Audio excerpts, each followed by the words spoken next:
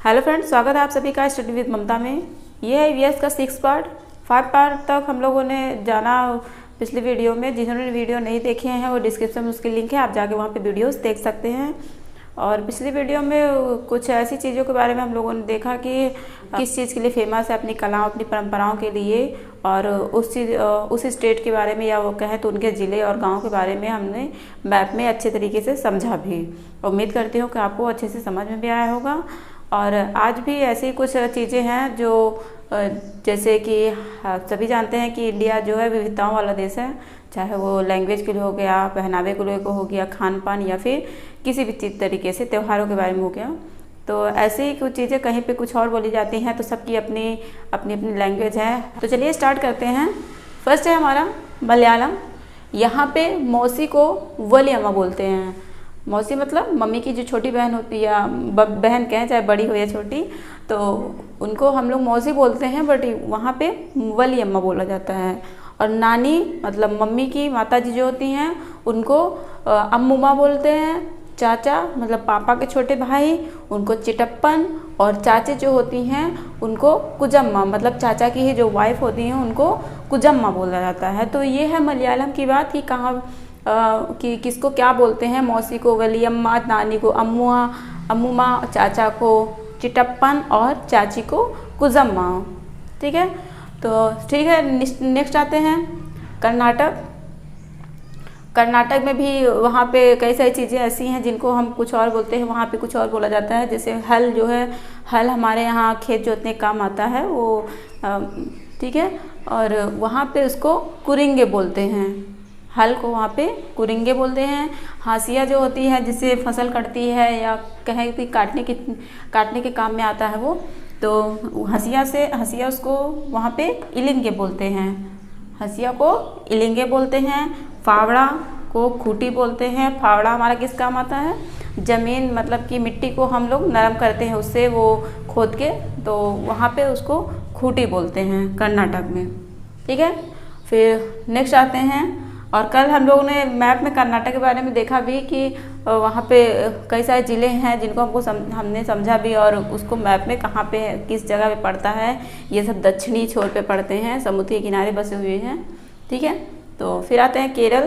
केरल में नारियल बहुत होता है और यहाँ की अपना खाना है ये। वहाँ पे नारियल डली हुई किसी भी करी के साथ टैपियोका, उबला हुआ टैपियोका खाते हैं। तो टैपियोका जो होता है वो हमारे यहाँ जैसे आलू ज़मीन के नीचे होता है, उसी तरह से वहाँ पे टैपियोका होता है। तो वहाँ का वो फेमस खाना हो गया वहाँ। और यहाँ पे जो है ये मसालों की खेती ज़्यादा होती है। मतलब ये जो स्टेट है केरल वो मसालों के लिए फेमस है। कई तरह के मसाले यहाँ पे होते हैं, जैसे तेज़पत्ता, छोटी या बड़ी इलायची, काली मिर्च, जीरा, मेथी, जो भी आप लोग जानते ही होंगे, मसाले खाते ही होंगे, जो खाने को स्वादिष्ट बना देता है हमारे। ठीक है, तो ये है केरल की बात है। फिर नेक्स्ट आते हैं, ये कुछ चीज़ें हैं जो कई जगहों से आई हैं, कई देशों से आई हैं हमारे इंडिया में। सब कुछ यही का नहीं है, क्योंकि लेन देन से ही, या यूँ कहें कि प्राचीन काल से ही व्यापार का सिस्टम चला आ रहा है। और पहले लोग यहाँ आते थे, फिर यहीं पे बस जाते थे, खाने की भी ज़रूरत होगी, तो इस तरह से वो यहाँ खेती करना शुरू की और कई सारी चीज़ें यहाँ पे उसकी पैदावार हुई। तो जैसे अफ्रीका के लोग अगर आए तो अफ्रीका के लोगों ने यहाँ पे भिंडी और कॉफ़ी कहाँ से है इंडिया में? हमारे यहाँ अफ्रीका से। ठीक है, तो भिंडी जिसे हम खाते हैं, कॉफ़ी पिया जाता है, ये हमारे इंडिया में अफ्रीका से आई। अब कहाँ पे कौन सी चीज़ें फेमस है वो अलग चीज़ें हैं, बट कहाँ से कौन सी चीज़ें आई हैं अपनी इंडिया में, ये सारी चीज़ें हमारे इंडिया में कहाँ से आई उसके बारे में हम जिक्र कर रहे हैं। ये अफ्रीका से भिंडी और कॉफ़ी आई। फिर आते हैं नेक्स्ट यूरोप से गोभी मटर आया। बड़ी अच्छी सब्जी है ये ठंडी के लिए। तो गोभी मटर आप कभी भी खा सकते हैं, बट मुझे बहुत पसंद है ये यूरोप से आया गोभी मटर।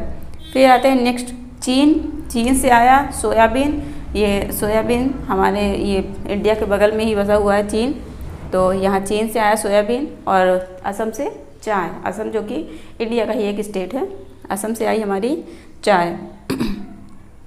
फिर नेक्स्ट आते हैं मिर्ची, मूंगफली, टमाटर, आलू, अमरूद, ये सब साउथ अमेरिका के हैं। ठीक है, वहाँ से अपने इंडिया में आया है अमरूद, आलू, मूंगफली, टमाटर और मिर्ची। फिर नेक्स्ट है बैंगन। मूली, सेम, करेला, इतने जितनी भी चीज़ें यहाँ पे लिखी हुई हैं देख लीजिए आप लोग। बैगन, मूली, सेम, करेला, आम, केला, संतरा, बेर, पालक, परवल, टिंडा, मेथी, ये सब हमारे इंडिया का ही है। ठीक है, ये सारी चीज़ें इंडिया का है, कहीं बाहर से नहीं आया है। हम ये सब चीज़ें जो खाते हैं वो हमारे इंडिया की देन है। फिर आते हैं नेक्स्ट, टीले, मतलब रेड के टीले। ये अबू धाबी में है। अबू धाबी एक रेगिस्तानी इलाका है, वहाँ आप रेत से याद रख सकते हैं कि अबू धाबी में जो है वो रेत के टीले हैं और एक रेगिस्तानी इलाका है। वहाँ बहुत सारे पेड़ पौधे नहीं हैं, सिर्फ वहाँ पे आप ज़्यादा से ज़्यादा खजूर के पेड़ देखेंगे। बहुत ज़्यादा वहाँ पे खजूर के पेड़ बहुत ज़्यादा मात्रा में पाए जाते हैं। और वहाँ पे जो है पानी जो है बहुत योग है कि कॉस्टली है, महंगा है। वहाँ पे लोग पानी वहाँ पे ख़रीद के पीते हैं, क्योंकि पेट्रोल वहाँ पे ज़्यादा होता है और पेट्रोल वहाँ का बहुत सस्ता है, पानी से भी सस्ता है। तो इस तरह से आप पेट्रोल आसानी से वहाँ पे ले सकते हैं, बट पानी को वहाँ पे ख़रीदा जाता है। पानी उतने सस्ते नहीं मिलते हैं, ठीक है, जितने सस्ते में आप पेट्रोल को ले लेंगे। फिर नेक्स्ट आते हैं होलगुंडी गांव। होलगुंडी गांव जो है वो कर्नाटक में है। इसी तरह से यहाँ देखिए कर्नाटक वाले हम लोग पढ़ा भी कहाँ पे क्या बोलते हैं। तो होलगुंडी गांव कहाँ पे है? कर्नाटक में। और यहाँ की जो समस्या थी, पानी की समस्या थी, और कई सालों से लोग पानी से जूझ रहे थे कि मतलब प्रॉब्लम थी बहुत सारा पानी की, ना खेती कर पा रहे थे ना तो पीने का पानी था। तो इस तरह से वहाँ कई 3 सालों में ये देखा गया कि सूखा पड़ गया। एक कुआं भी था वहाँ पे, तो वो भी सूख चुका था, क्योंकि कई कबाड़ मतलब गंदगी वहाँ पे हो गई थी, मिट्टी पत्थर ये सब चीज़ें जो उस कुएं में वो भरी थी, तो पानी कहाँ से टिकता वो। तो इस तरह से वहाँ पे प्रॉब्लम थी, एक कुआं था। तो वहाँ पे पंचायत जो है बहुत परेशान हो चुकी थी इस चीज़ से कि पानी को कैसे लाया जाए, वहाँ के पानी की समस्याओं को कैसे ख़त्म किया जाए। तो उन लोगों ने एक पंचायत में, हाँ, यहाँ की पंचायत की एक खास वो था कि इस पंचायत में बड़ों के साथ साथ बच्चे भी शामिल थे। नहीं तो उन लोगों ने मिलके उसको साफ़ किया, कई सारे पेड़ पौधे लगाए हैं।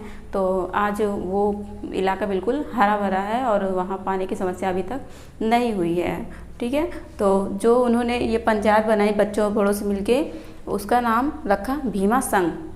इसमें बच्चे भी शामिल हैं और उसका नाम इसने भीमा संघ रखा। और वो आज भी भीमा संघ के नाम से वहाँ पे ये पंचायत चलती है। उसमें नए नए बच्चे जिनको मर्जी है जुड़ते रहते हैं और इस तरह की समस्याएं ना हो उसके लिए वो हमेशा काम करते रहते हैं। तो ये रहा हमारा आज का वीडियो। जिन्होंने पिछला वीडियो नहीं देखा, डिस्क्रिप्शन में उसकी लिंक है, आप देख लीजिए। और कैसा लगा हमारा वीडियो कमेंट में बताइए, लाइक कीजिए, सब्सक्राइब कीजिए, लोगों के साथ शेयर कीजिए। अगर आपको इसका स्क्रीनशॉट लेना है तो आप ले सकते हैं। मैं 1 सेकंड के लिए हट जाती हूँ।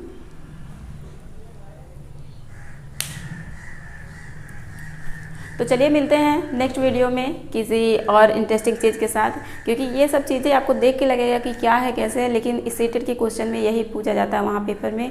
और पढ़िए, इंटरेस्टिंग लगता है। आप पूरा नहीं पढ़ सकते, NCERT नहीं पढ़ सकते, आप पॉइंट वाइज पॉइंट पढ़िए, किसी स्ट्रेस के साथ नहीं, फ्री माइंड से पढ़िए। कोई ज़्यादा प्रैक्टिस की जरूरत नहीं है, जैसे मैथ में प्रैक्टिस करने की इतनी ज़रूरत होती है, बट यहाँ पे किसी प्रैक्टिस की ज़रूरत नहीं है। आप 1-2 बार वीडियो देखेंगे आपको याद रहेगा, और उम्मीद करती हूँ कि आप एग्ज़ाम में बेहतर करके आएंगे। तो चलिए मिलेंगे नेक्स्ट वीडियो में पार्ट 7 के साथ। ठीक है, थैंक यू।